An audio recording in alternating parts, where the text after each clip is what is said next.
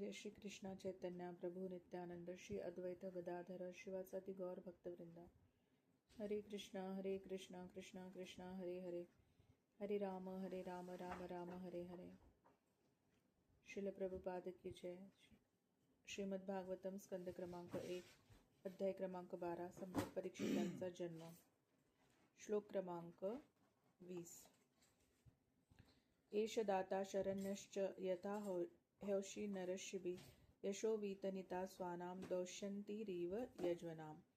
एषः हा राजपुत्र, दाता दानधर्म करणारा, शरण्यः शरणागताचे रक्षण करणारा, च आणि यथा ज्याप्रमाणे, ही निश्चयाने, औषी नरः उशीनर देशाचा, शिबिही शिबी यशः कीर्ती, वीतनिता पसरविणारा, स्वानाम आपल्या लोकांचे, दौष्यंतीही इव दुष्यंत पुत्र भरताप्रमाणे, यज्वनाम पुष्कळ यज्ञ करणारा त्याचा, उशीनर देशाचा राजा शिबी याच्याप्रमाणे तो मोठा दानशूर आणि शरणागताचे रक्षण करणारा होईल, हे निश्चितच. तसेच महाराज दुष्यंताचा मुलगा भरत याच्याप्रमाणे हा आपल्या कुळाचे नाव व कीर्ती सर्वत्र पसरवेल.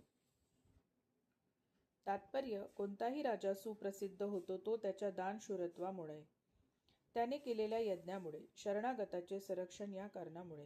शरणागत जीवांना संरक्षण देताना क्षत्रिय राजाला पूर्ण अभिमान वाटतो.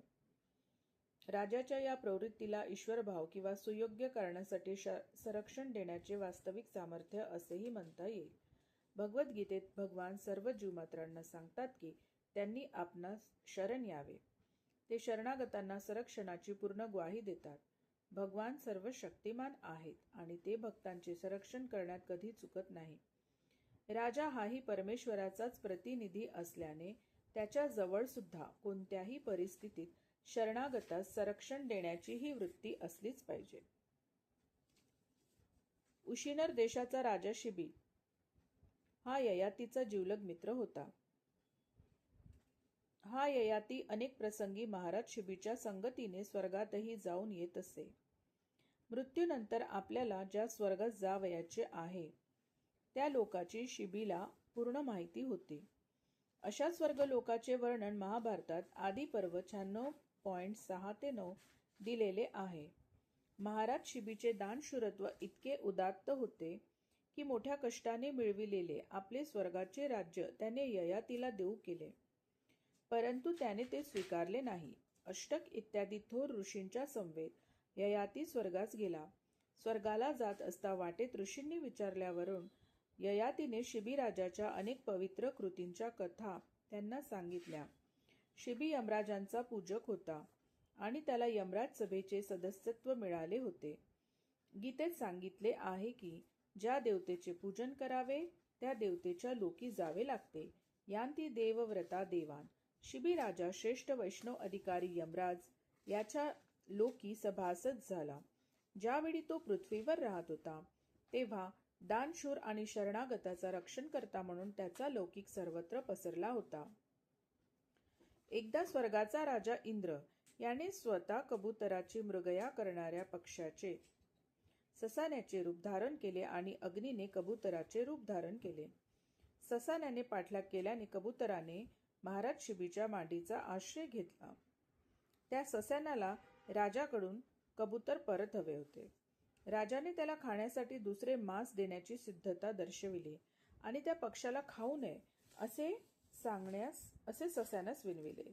ससाण्याने राजाची विनवणी प्रथमतः धुडकावून लावली, परंतु अंततः त्या कबुतराच्या वजना इतके मांस राजाच्या शरीरातून मिळावे या अटीवर त्याने तडजोड केली.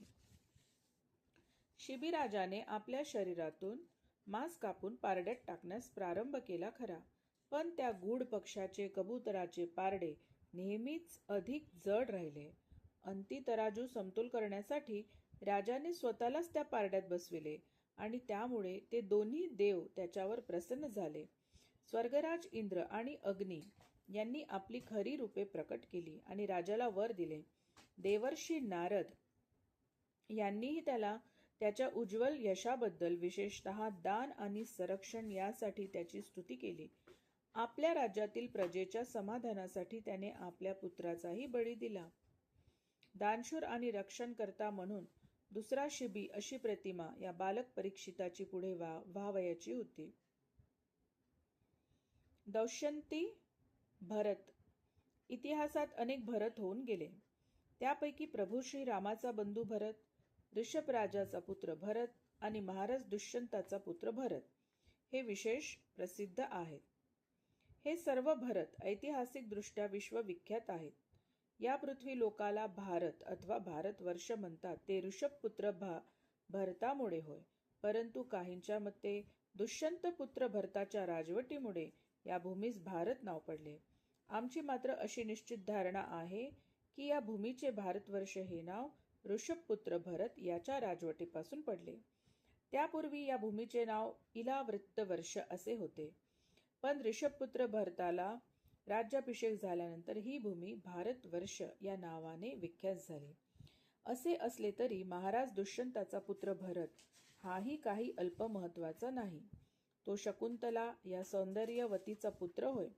महाराज दुष्यंत वनामध्येच शकुंतलेच्या प्रेमात पडले व त्यातून भरताचा जन्म झाला.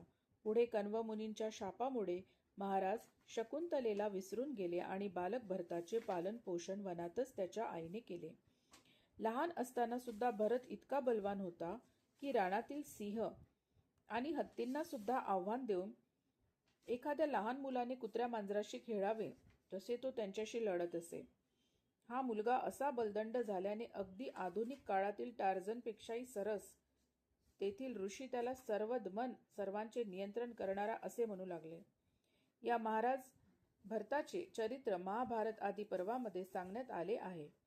पांडव किंवा कौरव यांना काही वेळा भारत या नावाने संबोधण्यात येते, कारण दुष्यंताचा पुत्र आणि प्रसिद्ध महाराज भरताच्या वंशात ते जन्मास आले होते. श्लोक क्रमांक 21.